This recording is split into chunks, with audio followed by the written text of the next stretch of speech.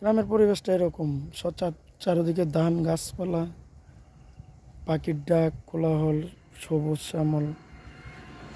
দেশের পরিস্থিতি, বাড়িতে আসলে সবাই তো কিছু না কিছু অনুভূতি করে, আমিও এরকম অনুভূতি করি বাড়িতে আসার পর। যার শহরে যেতে মন চায় না, শহরে যেতে মন চায় না। চতুর্দিকে বাতাস, গরম কি জিনিস অনুভবই নেই। দেখলে সবারই ভালো লাগবে।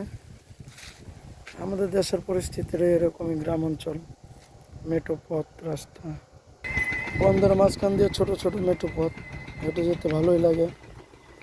প্রচণ্ড বাতাস, চতুর্দিকে ধান গাছপালা, অনেক সুন্দর লাগে। অনেক গাছপালা, সুন্দর পরিবেশ, ভালো লাগে।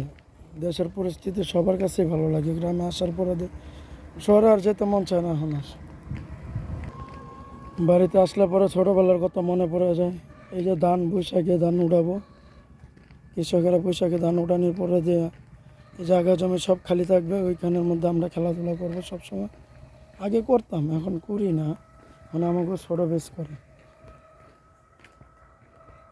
আগে ক্রিকেট খেলতাম, ফুটবল খেলতাম, খেলাগুলো অনেক মিস করি। কে কে মিস করেন এই খেলাগুলো? আমি প্রচণ্ড মিস করি। অনেক ভালো লাগতো খেলাধুলা।